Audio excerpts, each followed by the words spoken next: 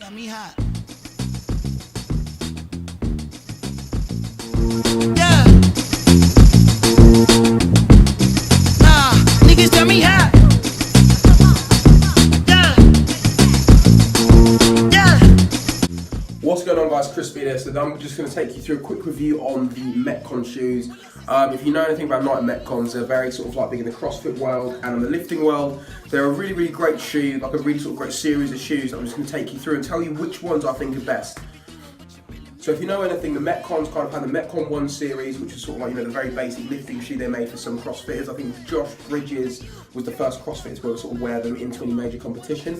They then have the Metcon 2's, the Metcon DSX, which is more sort of like a cross, it's a little bit further over towards a cross-train or fitness shoe. Then you have the Flyknit Metcon 3, then you have the DSX Flyknit. Now I've had 3 out of 4 of these shoes, so I'm just going to take you through each one of them in turn. So first pair I ever had was the Metcon 2. This is the first pair of them I ever had. I actually really like this one in terms of the fit across all 3 pairs is very much the same. There's a nice sort of wide toe box just here. It's very, very boxy, which is good for my foot because I've got a very, very wide flat foot, which gives me a lot of support. It doesn't hurt my feet. I actually find that most Nike shoes, apart from Nike rugby boots, tend to have this feature on them, which is very, very nice. One of the things, however, I didn't like about these shoes is that they're a little bit flimsy in terms of some of the pieces came apart. I mean, I did this on the second week of owning them. They scuffed up a little bit just because where some of the stitching is a little bit weak.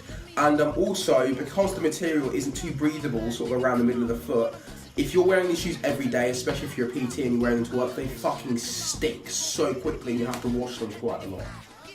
So, on to the second pair I ever owned. So, this is the Metcon Flyknit, the Metcon 3.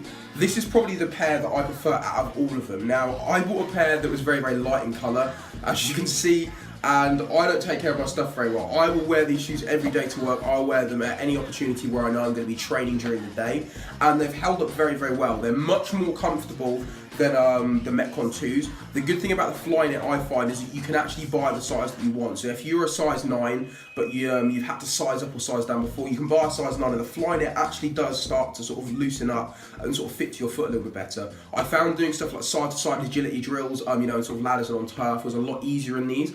I also found that weightlifting, for some reason, the back box on it, the heel box, this little cupped bit was a lot better as well. So I really like that about this shoe. One thing I did find though is that obviously because it's Flyknit, because it's more of a sort of fabric material rather than synthetic, it does get dirty quite quickly, but the Flyknit stuff, the fabric stuff from Nike does wash really easily in the washing machine. The only criticism I have of these is that while they fix the problem at the back, where they sort of have a bit of, you know, sort of like a flimsy heel box like they did in the last one, the edges do come apart quite easily. Now, I don't know if you're meant to be doing heavy lifting, sprinting and jumping as frequently as I do in these, but these have held together quite well. I've had them for about 3 to 6 months, and I've worn them pretty much every day, training them twice a day, and they're absolutely battered, but they're still holding up quite well. So, if you're going to go for a pair, I would probably recommend these if you're going to be lifting very heavy in them, and you've also got a wide foot. Now, for the last shoe, this is the third one I got. I got these because they were on an offer actually. This is the sort of like the mid-range shoe. This is the shoe that came in between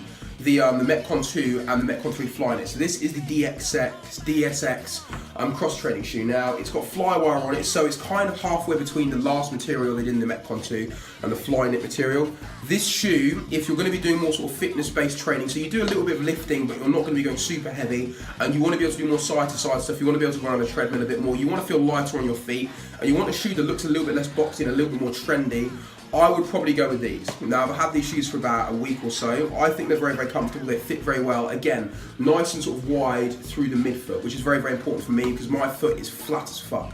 So, basically, this shoe also has a little bit of a softer heel, not quite as much support at the back. So if you plan to do really, really heavy lifting, like powerlifting or weightlifting in them, I would say they're not going to last as long, but they do have a slightly different look to them, which I do appreciate a little bit more. The stitching has been reinforced a little bit around here, so if you found that, like me, the Metcon shoes fell apart on you a little bit quickly, then I would definitely go for these if you're not looking for something quite as boxy and quite as heavy looking as the Metcon 3.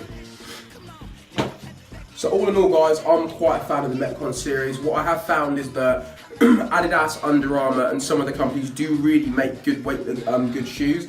but the look of Nikes in terms of sort of stuff like the Air Jordans, the Air Maxes is a style that I prefer. So even though the shoes maybe don't hold together maybe as well as someone, let's say the Reeboks do, or maybe some like the Adidas training shoes do, because of the look and the durability and the feel of them, I've gone with what I'm used to, and I'm very, very glad that every single sort of model of Metcon has gotten a little bit better and offers something a little bit different. So if you're a fan of Nike shoes, you're a fan of their sort of Romaleos, you're a fan of their sort of normal like leisure shoes, running shoes, lifting boots, boots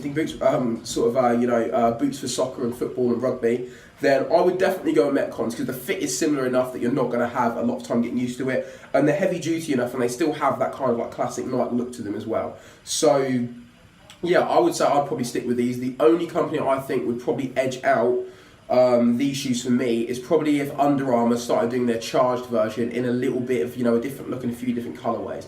But apart from that, I don't really see any of the other shoes competing with the Metcons in terms of comfort, durability, or in terms of style and look as well.